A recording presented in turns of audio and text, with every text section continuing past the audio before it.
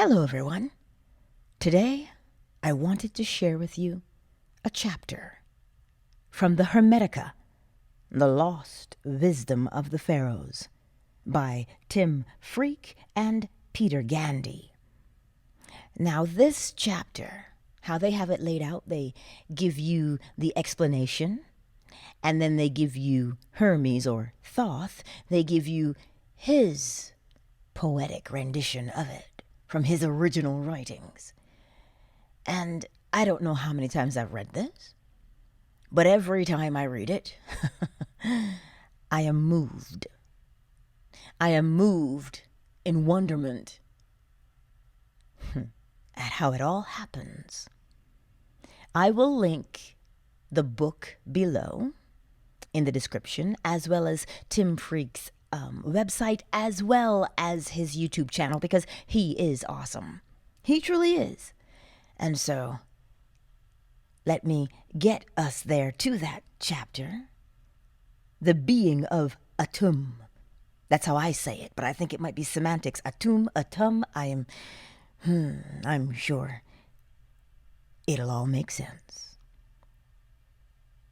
Chapter 3. The being of Atum.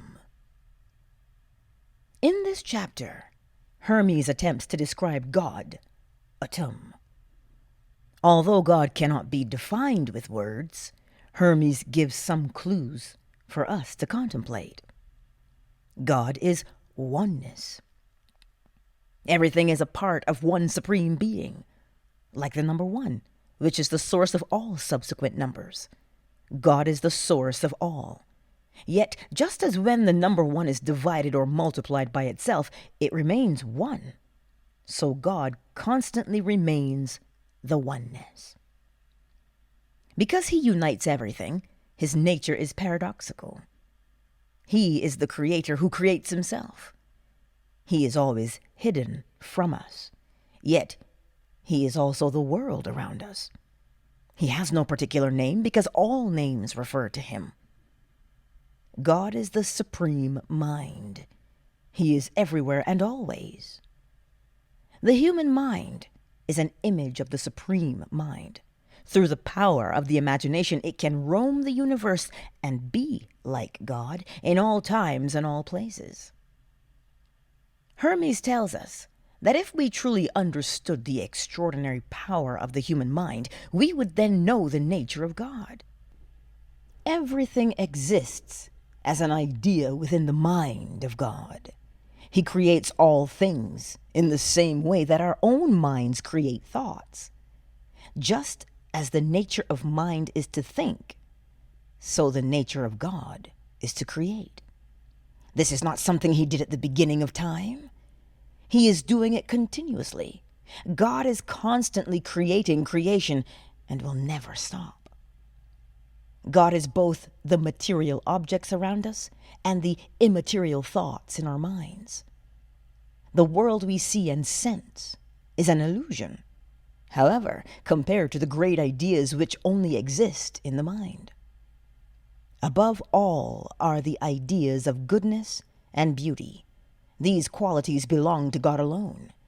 They can at best be found imperfectly in the material world, but exist in all their perfection in the immaterial world of the mind. They are so perfect that God is in love with them. God is in love with himself. Now, the being of Atum, by way of Hermes or Thoth.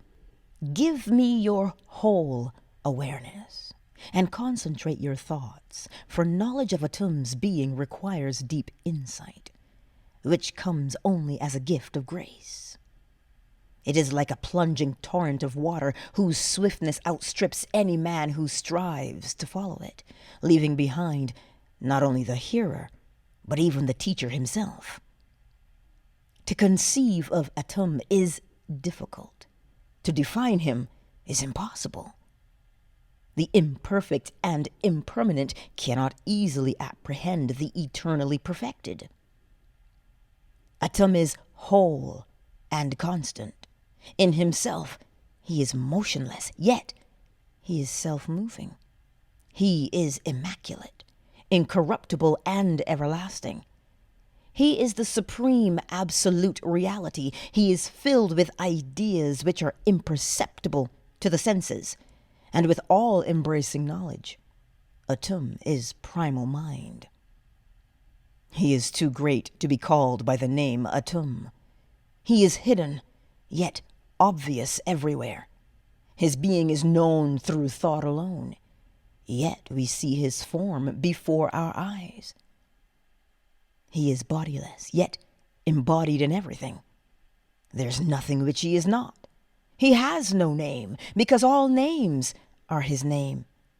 He is the unity in all things, so we must know him by all names and call everything Atum. He is the root and source of all. Everything has a source, except this source itself, which springs from nothing. Atum is complete, like the number 1, which remains itself whether multiplied or divided, and yet generates all numbers. Atum is the whole which contains everything. He is one, not two. He is all, not many. The all is not many separate things, but the oneness that subsumes the parts. The all and the one are identical.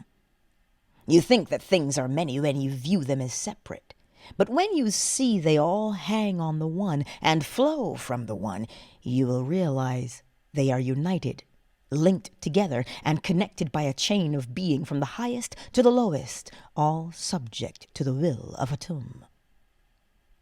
The cosmos is one, as the sun is one, the moon is one, and the earth is one.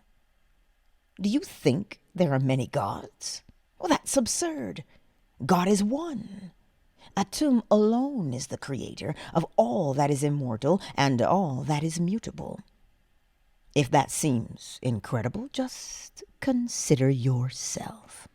You see, speak, hear, touch, taste, walk, think, and breathe. It is not a different you who does these various things, but one being who does them all. To understand how Atum makes all things, consider a farmer sowing seeds. Here, wheat, there, barley, now planting a vine, then an apple tree. Just as the same man plants all these seeds, so Atum sows immortality in heaven and change on earth. Throughout the cosmos, he disseminates life and movement, the two great elements that comprise Atum and his creation, and so everything that is. Atum is called Father, because he begets all things, and from his example the wise hold begetting children the most sacred pursuit of human life. Atum works with nature, within the laws of necessity, causing extinction and renewal, constantly creating creation to display his wisdom. Yet the things that the eye can see are mere phantoms and illusions. Only those things invisible to the eye are real. Above all are the ideas of beauty and goodness. Just as the eye cannot see the being of Atum, so it cannot see these great ideas. They are attributes of Atum alone, and are inseparable from him. They are so perfectly without blemish that Atum himself is in love with them. There is nothing which Atum lacks, so nothing that he desires. There is nothing that Atum can lose, so nothing can cause him grief. Atum is everything. Atum makes everything, and everything is a part of Atum. Atum therefore makes himself. This is Atum's glory. He is all creative, and this creating is his being. It is impossible for him ever to stop creating, for Atum can never cease to be. Atum is everywhere. Mind cannot be enclosed, because everything exists within mind. Nothing is so quick and powerful. Just look at your own experience. Imagine yourself in any foreign land, and quick as your intention, you will be there. Think of the ocean, and there you are. You have not moved as things move, but you have traveled nevertheless. Fly up into the heavens. You won't need wings. Nothing can obstruct you. Not the burning heat of the sun or the swirling planets. Pass on to the limits of creation. Do you want to break out beyond the boundaries of the cosmos? For your mind, even that is possible. Can you sense what power you possess? If you can do all this, then what about your Creator? Try and understand that Atum is mind. This is how he contains the cosmos. All things are thoughts, which the Creator thinks.